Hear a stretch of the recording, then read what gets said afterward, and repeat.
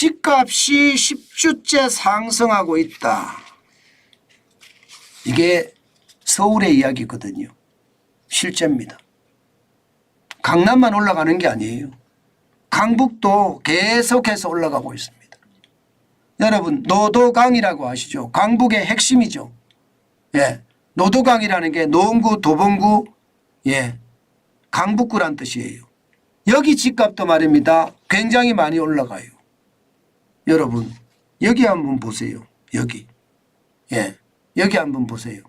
6개월 새에 도봉구입니다. 창동 주공 19단지 상승폭 5천만 원이나 됩니다. 네, 6개월 새면 1월 초하고 지금하고를 가리는 거라는 거잖아요. 예, 실제입니다. 실제. 국토부 실거래가 공개 시스템에 들어가 보면 말입니다. 서울 창동 주공 19단지 전용 68제곱미터입니다.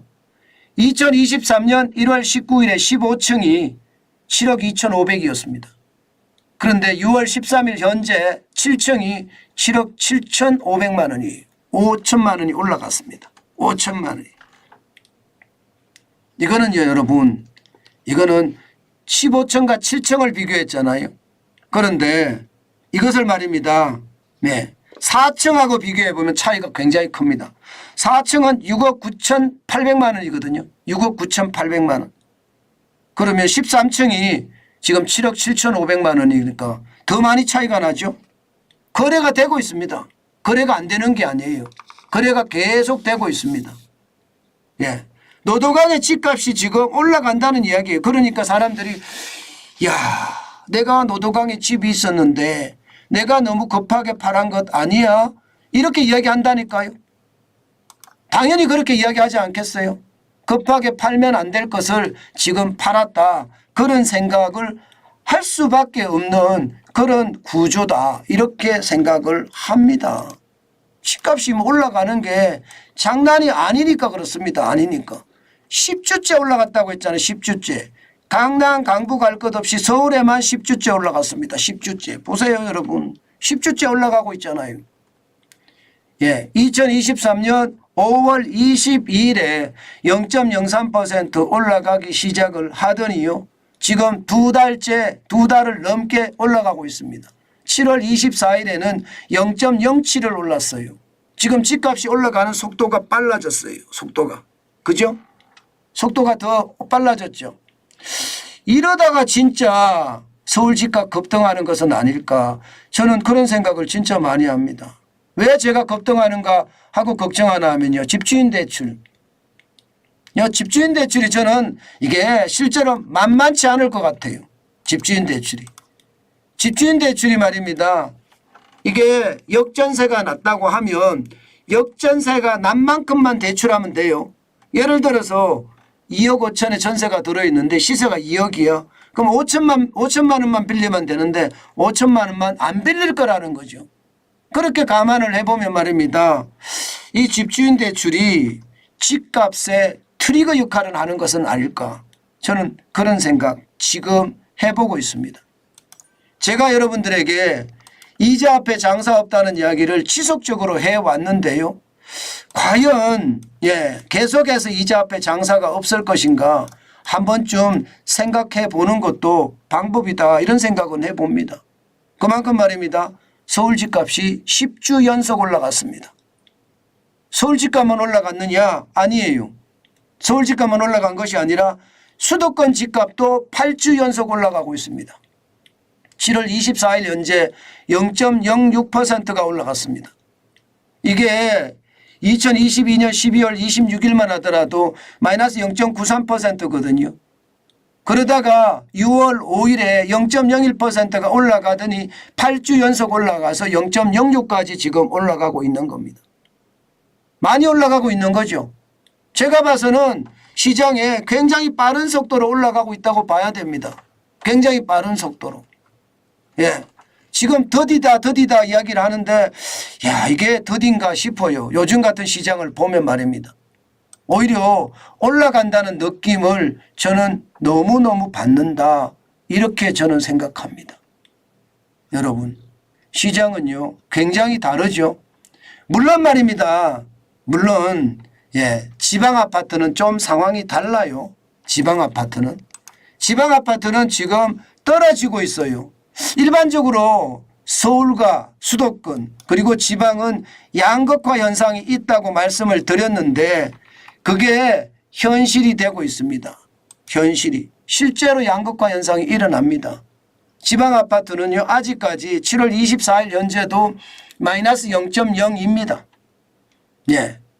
지금 서울 아파트나 수도권 아파트가 올라가고 있는데도 불구하고 지방 아파트는 안 올라간다는 뜻이에요.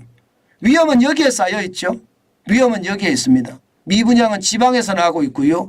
지방의 미분양은 지방 건설사들이 맡고 있는데 지방 건설사들이 맡고 있다는 것은 자금이 미분양에 묶여 있다는 이야기니까 이 묶여 있는 자금이 결국 말입니다. 시장에 저는 굉장한 충격이 될 거다. 저는 그렇게 생각을 했거든요. 실제도 그런 일이 일어나고 있고요. 일어나고 있고요. 그래서 시장을 보고 있으면 저는 많이 다르다. 그런 생각도 많이 합니다. 진짜 많이 합니다. 앞으로 어떻게 될지 더 두고 봐야 되겠지만 분위기는요. 분위기는 지방이 아직까지 회복된다는 그런 조건은 없습니다. 물론 서울 수도권이 올라가니까 전국 집값은 올라가죠. 지금 전국 집값은 지금 보시는 것처럼 7월 17일이에요. 7월 17일 처음으로 0.02가 올라갔는데 7월 24일도 2주째 올라가고 있는 거죠. 2주째. 2주째 올라가고 있는 겁니다. 2주째 올라가는 것을 보면 시장은 지금 올라간다 이렇게 봐야 될 것 같습니다. 그렇지만 이게 앞으로 어떻게 될 것인지 이 고민에 대해서는 많이 해야 돼요. 지금 정부가 집값이 올라가게 놔두는 이유가 뭘까요? 역전세 때문이잖아요. 지금 역전세가 사실은 이제 역전세가 점점 해결이 돼 가는 분위기예요. 지금 서울 전세값도 10주 연속 올라가고 있고요. 5월 29일부터 올라가기 시작해서 지금 7월 17일까지 또 7월 24일까지 계속 올라가고 있거든요. 그러니까 10주 연속 올라가고 있는 것도 맞아요. 그런 분위기를 보면 역전세 문제가 올 하반기와 내년 상반기에 걸쳐서 문제가 이게 될 겁니다.